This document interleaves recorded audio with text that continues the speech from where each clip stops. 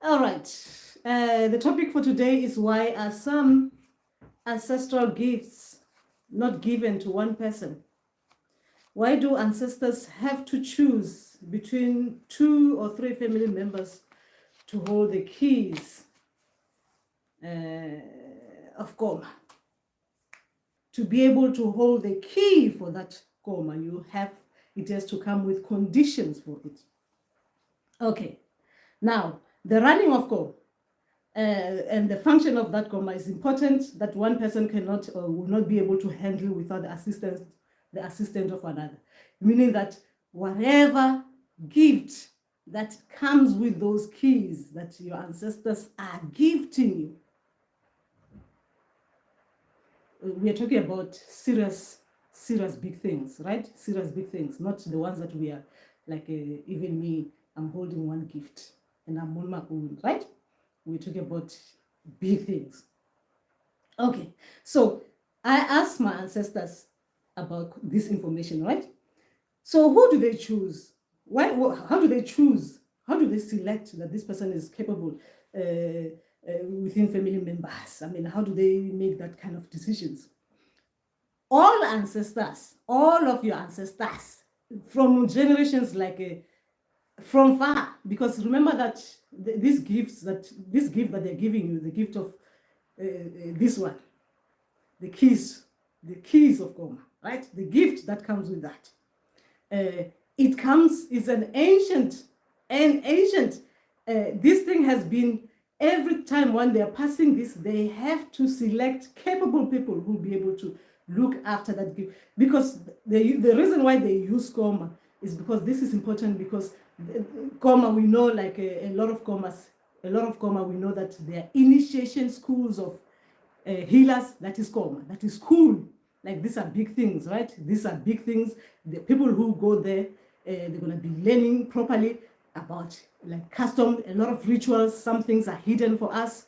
Some things we are able to access to be told what we're supposed to do, what we're not supposed to do, what is expected of us as healers, right? That is Koma, where we go. I'm talking about the ancient way where they were doing Komas. Some initiation school, we know that they're initiation school of male initiate, like when they're transitioning, isn't it, from teenage into whatever they call adulthood, isn't it? So they'll be going through the Koma school, right? The initiation school, where they're going to be learning on how to conduct themselves, how to do certain things. Some of them, they'll be chosen where they're going to be keeping up. They'll be told about the history of our people. They're supposed to remember these rules. They need to follow. They need to not share everything and stuff like that. I mean, important stuff. That's why you'll find that not one person is able to run those Komas. There will be 2 or sometimes 3, right? Because you're dealing with a lot of people. But what I'm talking about here is some things that is within families. Those are the things that your family gifts, the things that they are hiding. Not big thing. I'm not talking about the things that scares you. Like big things that they are hiding, that not everyone can access. They have to select people who are capable of holding on to those important information, like secretive information within families, who are able to, they'll die. That is what I mean. They hold the keys of Koma. They will rather die holding the key, and they wouldn't even tell you where the lock is. Meaning that they cannot tell you information even if you do anything to them. I'm taking it too far. I'm supposed to be serious about this. I'm taking it too far. Okay, the keys and symbolism. The opening of gifts cannot be done by 1, but 2 or more. Okay, they have to go through initiation, sometimes even at the same time. The same way as we go to initiation school, like as healers, we go to initiation school before gifts can be revealed to us, or your ancestors have to initiate you, meaning that they have to teach you the rules of what is expected of you and their gifts. what you're supposed to be doing as an individual, holding on to their gift, because remember this gift, when you don't have to taint it, because when you die, that gift has to be given to the next family member. So they'll be teaching you, they'll be training you on how to conduct yourself, how to hold things together, how to use their gift, what is expected of you, how you're supposed to heal people, right? Even the keys of Koma, when they are giving these gifts to to 2 or 3 family members, the keys of Koma, they will be initiating the family members at the same time, but sometimes it doesn't have to be in one place. They can be initiated in 2 different places, depending on what it is within that Koma, what comes with that gift. So that is what it is all about. So the keys are for restrictions. Remember that we use the keys for security, to safeguard, to guard things, to protect things, so that not everyone is allowed to go in there. And sometimes, especially a lot of these things, it means even you on your own, you cannot go within that, because the things that you're going to be shown in there, you need to have someone holding your hand to say, let's go in there, in that room, to find what it is that our ancestors are asking us to find. That is why they use the term, the keys of Koma. Now, talking about Koma now on its own, we were talking about what it is. The keys of Koma, it just means the gift that the ancestors are giving you. They cannot give you on your own. They have to give you with someone else. Symbolism means that 2 keys for 1 gift. 2 keys of Koma. That is the ancestors' language. Now, Koma on its own, like I said, Koma is where we learn a lot of things, where a lot of things are hidden, where a lot of information is stored, where selected people are supposed to be making sure that we as people or communities or as societies are protected, because there are certain customs that we need to continue practicing. Our beliefs, some beliefs we are aware of that we need to partner, right? But some of those beliefs, even important information within those beliefs, some of us cannot access, because there are selective few who can only access those important information. That is Koma. Now, Koma as well has a lot of rules and regulations, as we know, right? Every place there needs to be rules and regulations, right? And standards that we're supposed to follow as people, like certain things we're supposed to do. How we suppose, as people, Black people, Ubuntu, how we supposed to conduct ourselves. What is right, what is wrong. Those rules, a lot of us, we go and learn them at Komeng, initiation school. Right? That's where a lot of information will be given to us. A lot of people who knows how to share those important information will be able to share with us in that safe environment. Because that environment is the environment that is there for that particular reason. That is what it was all about. So I was answering this, thinking about other things. So that's just what Violet Tobela, because someone asked about something else on the comment. So I thought, because even me, I got this information just a few days ago, so I should share this in case it's related. Nomandla Togoza, your speech is not clear, Gogo. Very bad. The video has static background sound. Togoza Gogo, I highly appreciate this topic. All right, so you heard me, guys. Have you heard me, or is it still making that static sound? Have you been hearing me properly, or there is static sound?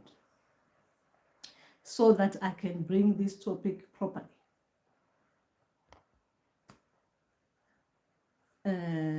Are you guys there with me? Okay. Is it still making sound? It is raining. Maybe that's just why. And okay, it is clear now. So I was talking about the keys of Koma. So ancestors, sometimes in our dreams, when they're giving us certain information, they don't necessarily bring it straight and direct to us. They will use terms like the keys of Koma, meaning that keys to unlock doors, keys of Koma. So they will tend to say these keys of Koma cannot be held by one person, but they have to be held by two, because such rules, they dictate that only two or more can get access to the gift that your ancestors are gifting you. A lot of us, when we get our gifts, we don't share our gifts with anyone. We are just given gifts. We go to initiation school and the initiators, we come home and we use our ancestral gifts. But these ones, they have to be keys shared between family members to be able to access one gift. Because one person cannot use that gift on their own because of what is within that gift. That gift is bigger. It's too big for one person. That person cannot manage that gift on their own. So the ancestors, they will choose. When I'm saying ancestors, I mean not your grandparents, your great-grandparents, all the family of ancestors from your, let's say this gift is coming from your paternal side, this gift that requires two or more people to hold the keys to access it. That means all the lineage of ancestors,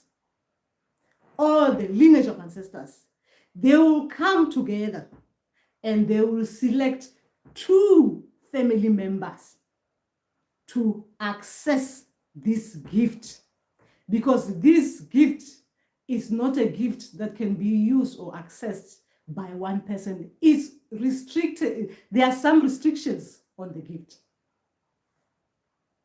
because this is a big gift. It is one, but too big for one person. What is within the gift is from ancestors to ancestors. That is what I meant. So Koma is just that it is a place where a lot of things, we learn a lot of things from there.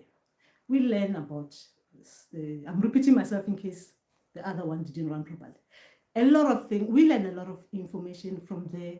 We learn about how we're supposed to be holding on to our beliefs, what is expected of our beliefs, our customs, what are to do things and not to do things.